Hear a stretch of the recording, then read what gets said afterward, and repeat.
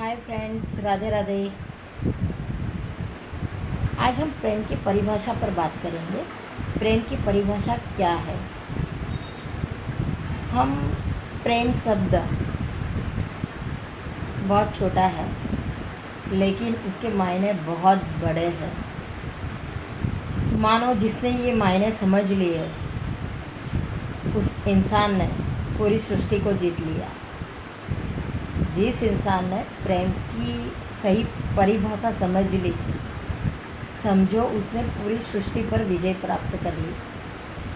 कहने का तात्पर्य, प्रेम बहुत छोटा वर्ड है, लेकिन इसकी परिभाषा बहुत बड़ी है, बहुत बड़ी है।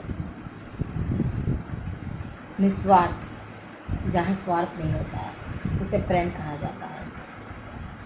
जहाँ शरीर का भाव नहीं होता है उसे प्रेम कहा जाता है। प्रेम सभी के लिए एक समान होता है, उसे प्रेम कहा जाता है। चाहे माता पिता हो, भाई बहन हो,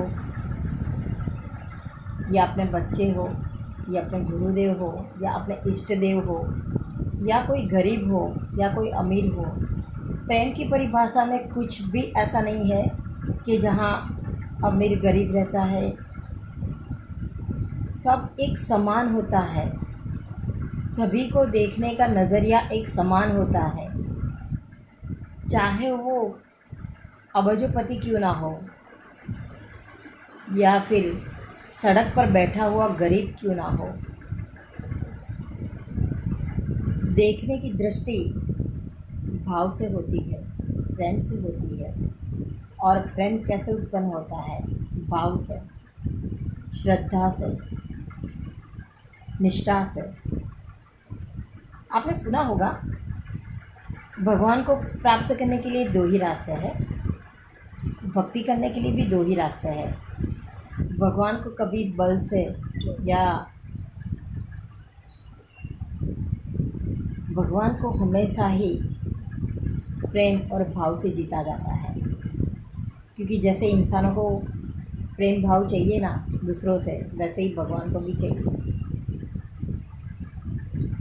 जितना हम भगवान से प्रेम करते हैं, उससे अधिक कई ज़्यादा गुना वो हमसे भी करते हैं। उनके लिए तो सारे बच्चे एक समान रहते हैं ना, चाहे अधर्मी क्यों ना हो, सभी एक समान है। लेकिन बच्चों को समझने में देर लगती है, हमें समझने में देर लगती है। बच्चे हो, बड़े हो, जो भी हो, हमें समझने में देर लगती है प्रेम की परिभाषा। कई बार क्या होता है, हम किसी की मदद करते हैं,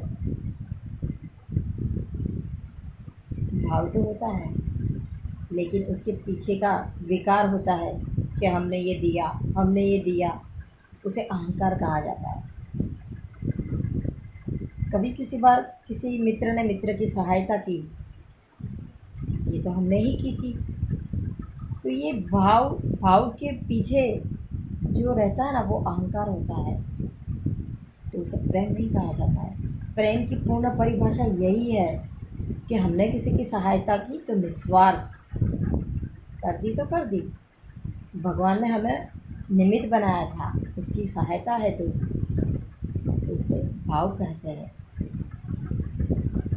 अगर हम कोई कार्य कर रहे हैं, किसी को खुशी प्राप्त हो रही है, हमारी वजह से कोई खुश है, तो उसे प्रेम कहा जाता है, निस्वार्थ प्रेम।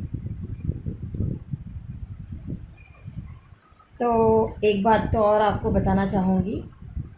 साक्षात भगवान ने भी कहा था, कृष्ण भगवान ने, जब वो अर्जुन के वहाँ दुर्योधन के वहाँ जाते हैं संधि के लिए, आखिरी समय था युद्ध का और संधि के लिए जाते हैं, तब कृष्ण भगवान वहाँ पर रुकते नहीं है दुर्योधन के वहाँ। दुर्योधन कहता है, अरे कृष्ण, आप यहाँ ठहरिए, आपके लिए पकवान बनाए हुए हैं। तो कृष्ण भगवान ने उत्तर दिया था, अर्जुन देखो, आप पहले तो ऐसा आपका कोई भाव नहीं है जिस वजह से मैं यहाँ ठहरूँ।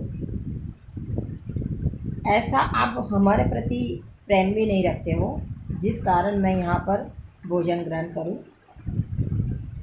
और ऐसी कोई चीज़ नहीं है कि जो मुझे बांध सके, और मैं कभी भूख से मरता भी नहीं हूँ कि जिस कारण मुझे यहाँ पर ही रुकना पड़े और यहीं पर ही भोजन करना पड़े या पकवान ग्रहण करने पड़े। तो फिर इतना आंसर देते ही वो विदुर के वहाँ चले जाते हैं गोविंद, और वहाँ पर रोटी सब्जी खा लेते हैं, रूखा सूखा जो भी मिलता है मेरे प्रभु खा लेते हैं। तो वो भाव और प्रेम के भूखे हैं। उन्होंने विदुर के यहाँ भाव देखा था, क्योंकि विदुर थे ऐसे भाव, भले ही कुछ ना हो उनके पास देने के लिए, भगवान के लिए कोई पकवान क्यों ना हो, लेकिन भाव था उनके पास। तो प्रभु केवल और केवल भाव से पूजे जाते हैं और भाव से उन्हें भोग लगाया जाता है। कहने का तात्पर्य प्रेम की परिभाषा है ये। तो ठीक उसी तरह अगर भगवान भाव और प्रेम के भूखे हैं, इंसान भी वैसे ही है। जब हम माता पिता की सेवा करते हैं तो माता पिता भी कई बार हमें डांटते हैं, बोलते हैं कैसे ये आपने अच्छा नहीं किया, ये करके ये ठीक नहीं किया, हमें पूछना चाहिए था। तो हम ये सोचते हैं, हमें थोड़ा ये रहता है कि हम पैसे कमाते हैं, आपकी उम्र हो चुकी है, आपको इंटरेस्ट कर, आप हमें सलाह दें, उससे अच्छा ही हम करेंगे।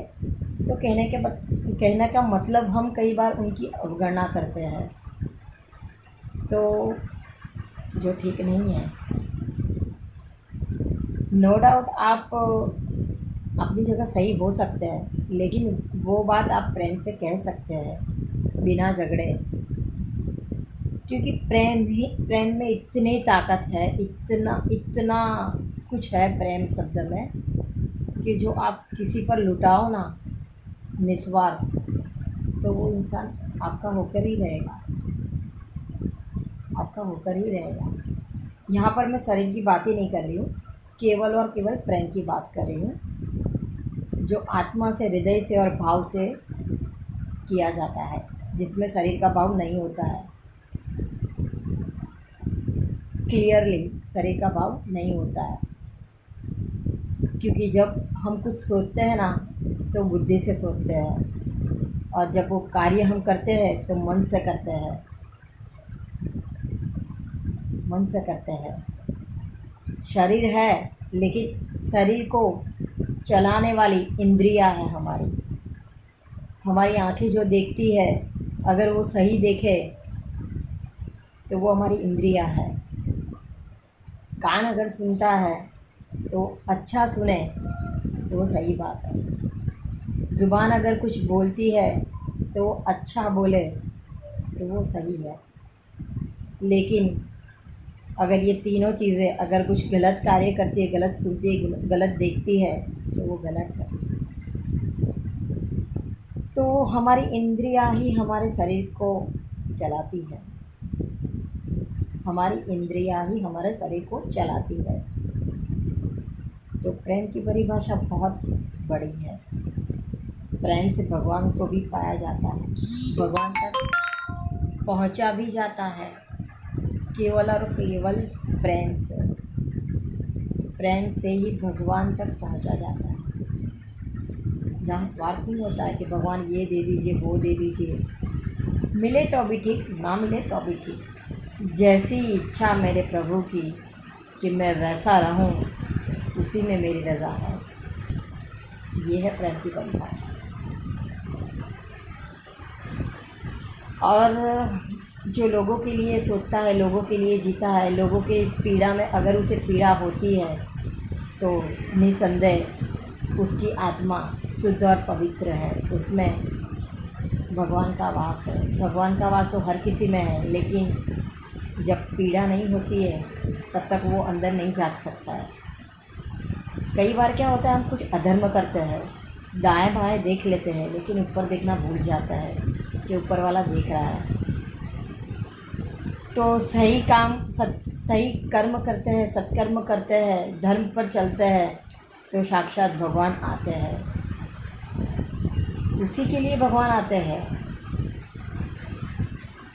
चाहे किसी रूप में, उसे माध्यम बनाते हैं